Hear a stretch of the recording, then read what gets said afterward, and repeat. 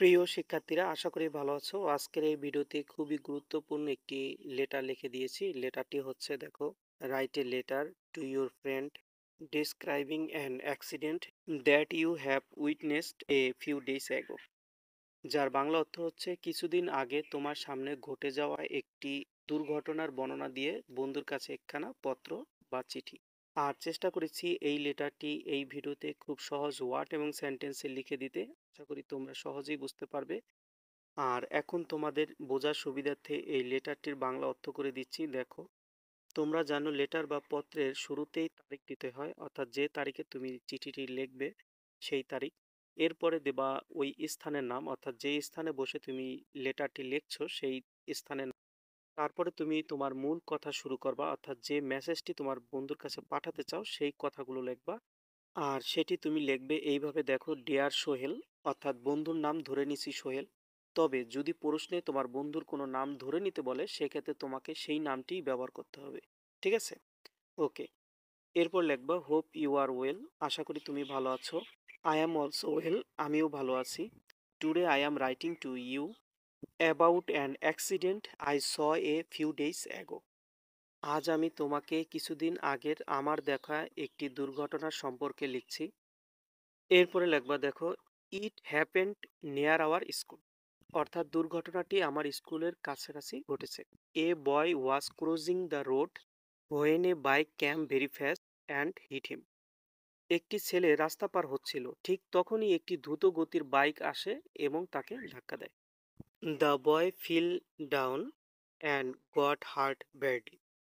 ছেলেটি নিচে পড়ে যায় এবং গুরুতর আহত হয়। এরপরে দেখো, many people come to help him, অনেক মানুষ আসে তাকে সাহায্য করার জন্য।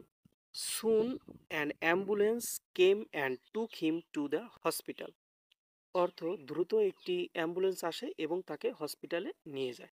এরপরে লিখবা it was very sad and shocking moment, এটি ছিল খুবই দুঃখজনক এবং মর্মান্তিক মুহূর্ত। We should all be careful on the road, আমাদের সকলের রাস্তায় সতর্ক থাকা উচিত।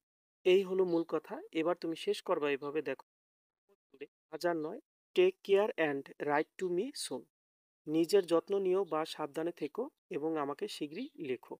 ঠিক আছে? ইউর লাভিং ফ্রেন্ড, তোমার প্রিয় বন্ধু জাহিদ। অর্থাৎ নিচে যে নামটি আমি দিয়েছি এটি হচ্ছে যে লেখবে তার নাম। ঠিক আছে? এখানে জাহিদ আমি ধরে নিয়েছি, তবে প্রশ্নে যদি তোমাকে তোমার নিজের কোনো নাম ধরে নিতে বলে বা দেওয়া থাকে, সেক্ষেত্রে তোমাকে সেটি ব্যবহার করতে হবে। ওকে, এই হলো চিঠিটি। আর তোমরা জানো যে চিঠি বা লেটারের শেষে একটি ঠিকানা খাম দিতে হয়, যেখানে প্রেরক এবং প্রাপকের নাম ঠিকানা থাকে। আর সেটি তোমরা লিখবা এইভাবে, দেখো, ফরম দিয়ে বোঝায় প্রেরক বা যে চিঠিটি পাঠাবে সে, অর্থাৎ ফরমের নিচে যে চিঠি লিখবে তার নাম দেবা। যেমন এই চিঠিটি জাহিদ লেখছে, এজন্য জাহিদ লিখছি। তারপর জাহিদের স্থানের নাম, এরপরে জাহিদের ডিস্ট্রিক্টের নাম। ঠিক আছে? এবং ডান পাশে থাকবে টু, টু মানে হচ্ছে প্রাপক, অর্থাৎ যে চিঠিটি পাবে তার নাম দেবা এখানে, অর্থাৎ ডিয়ারের পরে যে নামটি দিছো সেই নামটি দিয়ে দেবা সোহেল। তারপরে সোহেলের স্থানের নাম, এরপরে সোহেলের ডিস্ট্রিক্টের নাম। ওকে, এই হলো সম্পূর্ণ চিঠি বা লেটারটি। তোমরা এইভাবে চিঠিটি লিখবে। আর আশা করি তোমরা সহজেই পড়তে পারবে, কারণ চেষ্টা করেছি যথেষ্ট সহজ ওয়ার্ড এবং সেন্টেন্স দিয়ে লিখে দিতে। জানা কথা হবে অন্য কোনো ভিডিওতে ইনশাআল্লাহ। ভালো থেকো সবাই, আল্লাহ হাফেজ।